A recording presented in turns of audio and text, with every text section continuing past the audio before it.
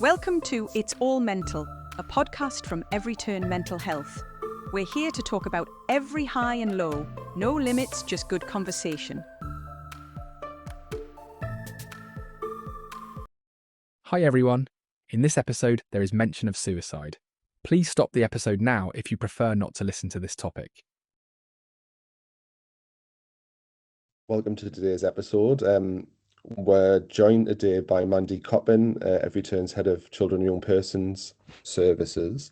And today we're thinking about young people's mental health and the growing trend, I suppose, that young people are much more able to be open with their mental health than certainly when I was younger.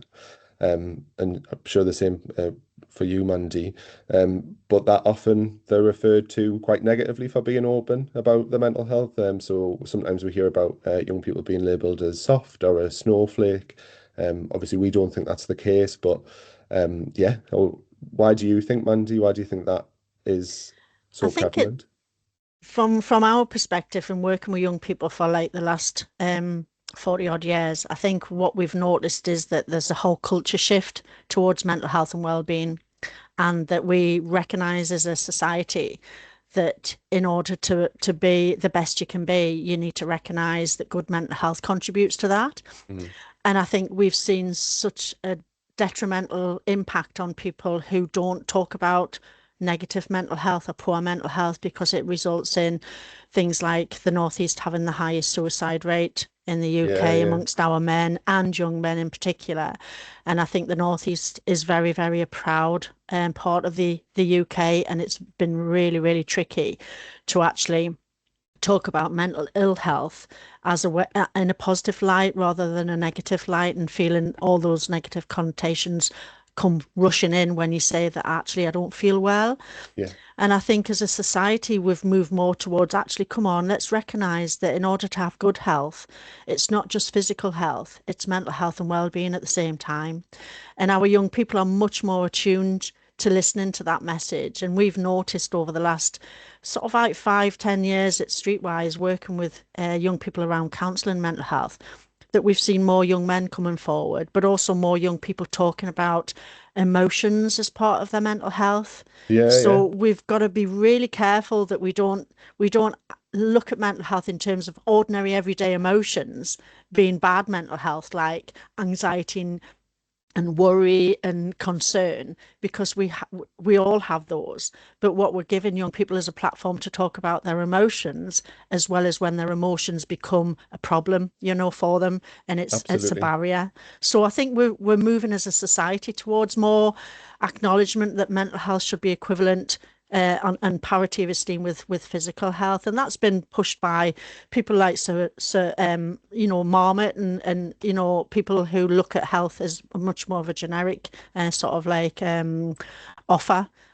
So our young people are really quick to look at their mental health and their well-being, but I think as adults, we've been slow to recognise that that's actually really important for our young people, and they're not as resilient as everybody thinks they are. And they're also open to so much pushing and pulling through being available 24/7 now on social media. So our young people don't get a rest anymore like they used to. Yeah, that's true. Where they could sit back a little bit and think, so-and-so's just really called me out at school or something, so I'm going to spend tonight and tomorrow thinking about it and formulating my response and thinking about how that's impacted on me as a young person. It's just they're on constant draw and reaction. They have to respond instantly, don't they? Instantly, It's such a good point. When I grew up, as I was growing up, Facebook and MySpace and social media became a thing, and like I grew up for much of my young life without any access to that, and then suddenly it was there, and it was like this amazing new world. But it's developed into something that is always on, always in a young person's pocket, and completely impacts on their feelings, doesn't it? Not to mention their mental health. I'm interested in that point about feelings. And do you think that because young people are more able to be more open and are more open about how they feel, do you think that impacts on how young people as a whole are perceived by maybe people of another generation who don't talk as openly about their feelings? Yeah. 100%. I think sort of like my generation, I mean, I'm in my 60s now. It's like you very rarely had a conversation with your friends or your parents about, feeling anxious or feeling depressed or worried Mm. about, everyday life. You had peaks and troughs where you were really worried, like exam times or friendship breakups or losing a grandparent and things like that, where you were invited to say how you felt, but you didn't generally get how you doing today. It was like, yeah, I'm fine. And we also didn't have the vocabulary to share Yeah. that with our Yeah. parents. We didn't know how to pull down these feelings and emotions. You just learned to get along with them and understand them as you got through life. And I think now what I'm hearing all the time with our young people is that they're not quite sure that which feelings they should have that are positive ones and which ones that are negative, Mm. and that they will get through them. So when you're talking about like anxiety and being worried about something, that is part of life. We have to have the balance between, feeling happy and elated all the time.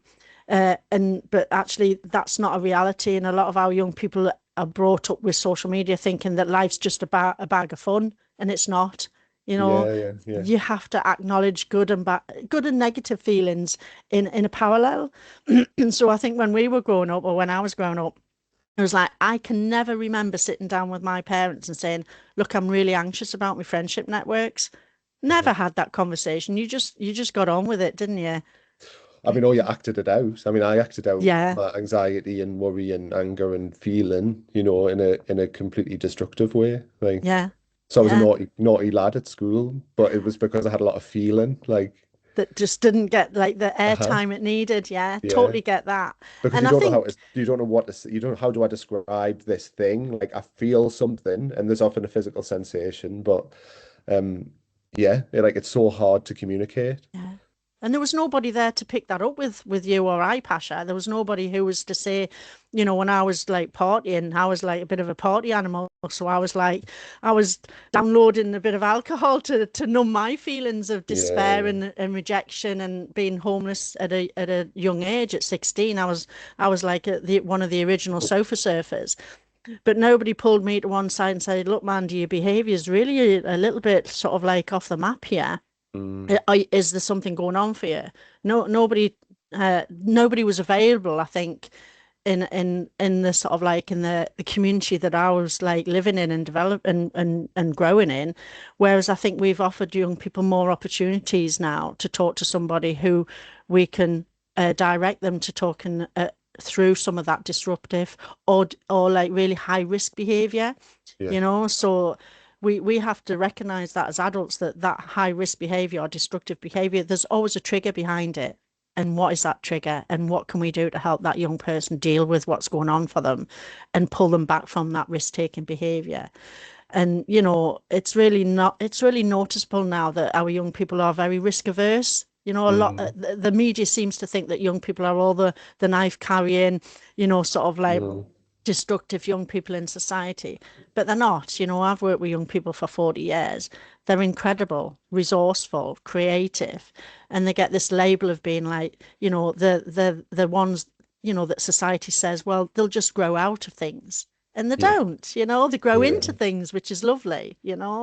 Um, but yeah, I think in terms of mental health, we need to really make sure that we talk to young people about the feelings that they actually having to deal with day to day are actual feelings and The emotions that normalizing they're feeling. normalizing. Yeah. Yeah, And you can't stop being anxious. But when it interrupts in a lifestyle that stops a young person getting out of the bedroom to get to school, yeah, then we need to deal with that anxiety. But anxiety is a very much a part of like everyday life, and we get through it. And the reason we get through it is because we're very robust as human beings, and we've got good structures and support networks around us.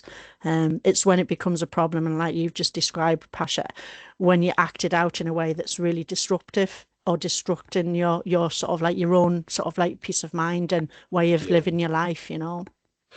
So the approach, instead of referring to young people as snowflakes or soft or using language like that, the better approach is to inquire, it sounds like, and ask young people about how they're feeling and Because I suppose my view of that sort of language is that it feels really judgmental. Like it's a judgment of a young person's um, place in kind of a society or a family or a social group, their sense of worth. Like it's about it communicates that,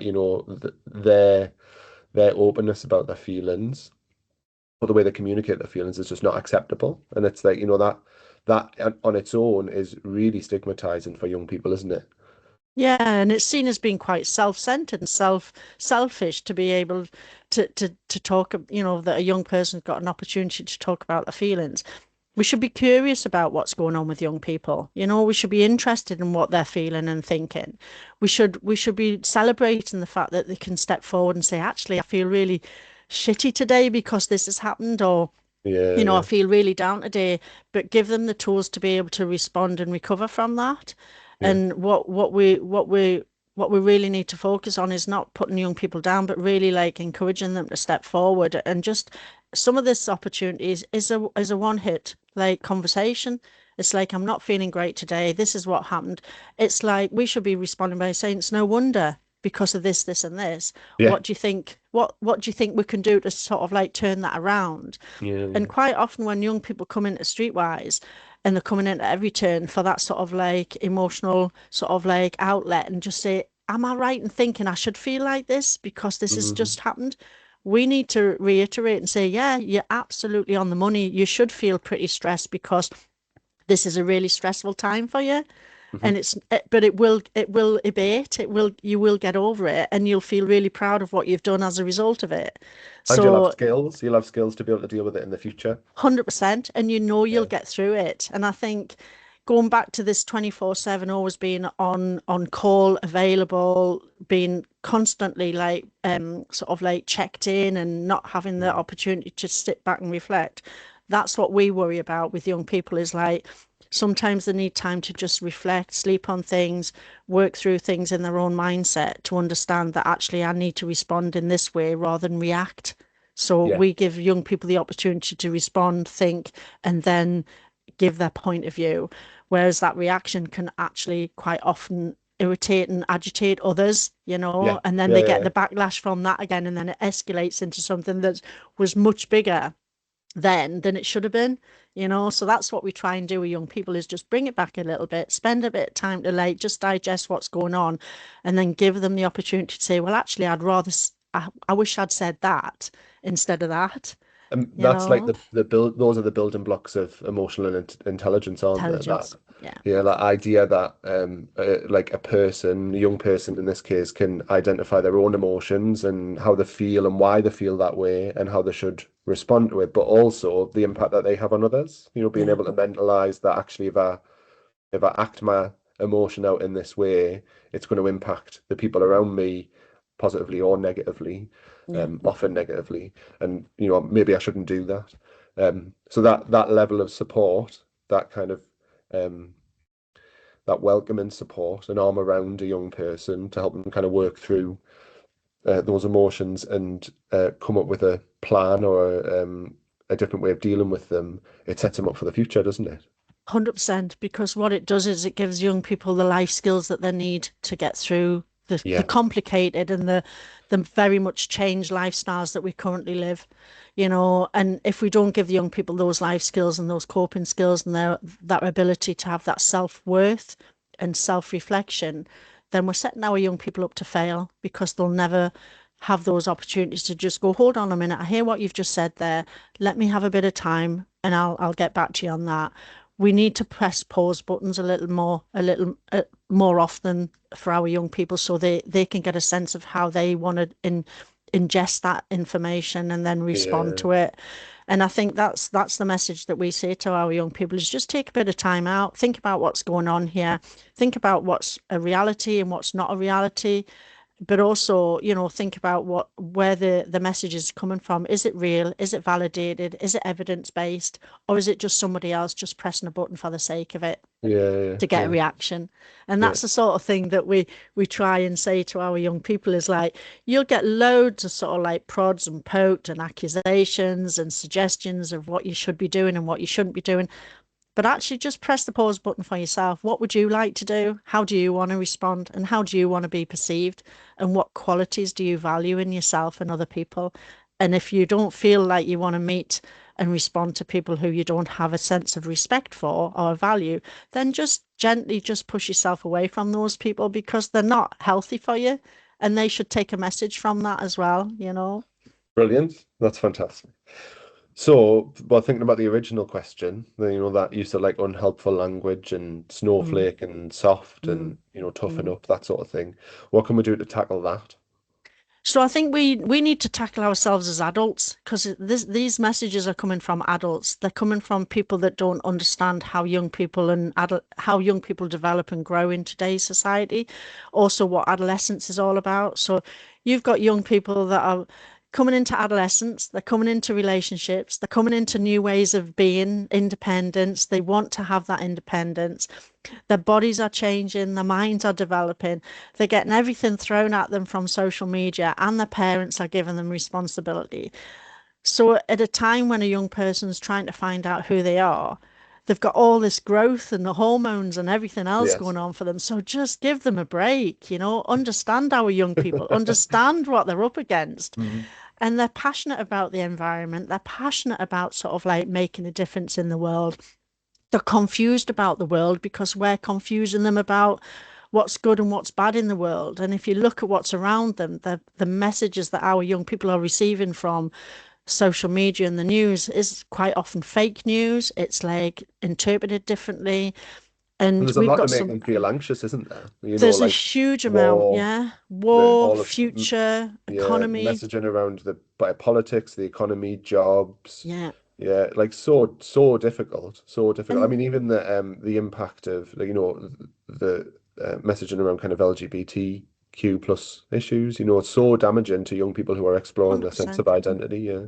100%. And you hear a message that from a politician that says we're going to stop, acknowledging gender identity and Mm, sexuality, sort of like fluidity, or that you should all fit into this little way of being because then we can deal with you better because you're in a better box and we can deal with that box. But our young people are fluid in their imagination, their sexuality, the way they want to look at the world. And if I put myself in young people's shoes today, I would be mortified by what you have to cope with on a day-to-day basis yeah, and yeah, what messages you're getting. And also, I don't think that our education system's caught up with the emotional support that our children and young people need while they're going through education. Because how can you concentrate when you've got all this noise around you that's negative, that we're creating as adults, and yeah. media. And you're right, you look outside that bubble and you're looking at Ukraine, you're looking at wars, you're looking at the conflict that's happening in the world, the lack of adults talking to each other. What Mhm. role modeling are we giving our young people, Yeah, And if I was a young person today, we would really be wanting to say, look, let's look at your life skills. Let's look at how you open bank accounts even, and how you manage your money, and what sort of things is going to make you feel happy. It's not about wealth all the time. It's about the people around you and who you are as a person yourself and what makes you happy on a day-to-day basis. You can't look at the big world as it is at the minute and think we're living in a happy world at the minute, because it just feels so conflicted, doesn't it? it So does. Yeah, you're right. So as I think we've got a big responsibility as adults to look at our young people and support them to be the best that they can in a world that we're damaging at the minute. yeah, yeah, yeah. It's not all bad, don't get me wrong. There's some amazing opportunities that we see, but you don't see that shared in the news, do you? No, I mean, in some places, but not typically. And I think what I'm hearing is that some of this is, there's a world that's been created by adults that impacts massively on young people, impacts on how they feel. Hmm. And often that's about emotion. Sometimes it's about a diagnosed mental health problem, Yeah, but it's less so about that. It's much more about how it makes young people feel day to day and in the moment. yeah, And really, we need to be much more patient with them, yeah, and let them communicate and be open about how they feel, and yeah. say, I feel anxious or scared or angry, because Hmm.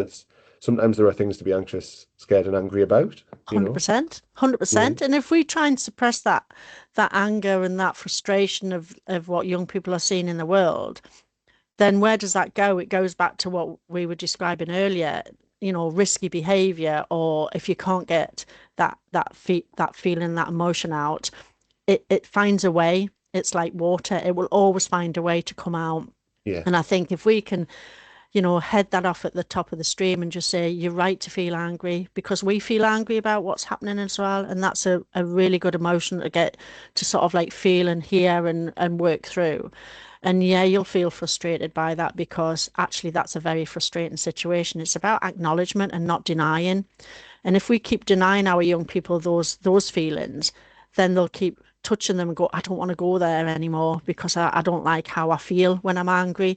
But actually, in order to get through the world, you need to have all that like plethora of feelings to be able to go, I was angry yesterday, but actually I'm happy today. And I know what that happiness feels like because it's definitely not anger anymore. Yeah. So Yeah. if you don't feel it, you won't be able to work through it in terms of a young adult, But you're right, and for a lot of our young people, they're denied those feelings of anger and frustration and real worry about we have young people that say, am I going to die one day? And my parents are going to die, and I get really worried about the fact that Yeah. they're going to die.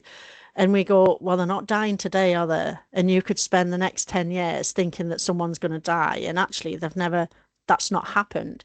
But the reality is we all have a death anxiety, Yeah. because that's what's happening in our human sort of lifespan. But what we do have is an opportunity to celebrate life now and live the best life we can. So we switch it from that negativity to like, what can we do on a day-to-day basis? And it's important because you can't say to a young person, well, you're never going to die. And your mum and dad or your parents or your grandparents or your caregivers are never going to die. But what we can do is make the best of what we've got now and make that a really like a happy time, as Good. much as we can. Yeah. Well, I think that's probably a good positive message to end on. Do you think so? I Let's think make sure we so. look at happiness in a different light. Yeah, yeah. Definitely. Yeah, okay. Well, thanks, Mandy. Thanks everyone for listening, if you have. And yeah, Let's give it a go next time. yeah. All right then. Thank you, Pasha. Bye. Bye, bye. Thank you for listening to It's All Mental, a podcast from Everyturn Mental Health. If you enjoyed this episode, remember to follow, rate and share. See you next time.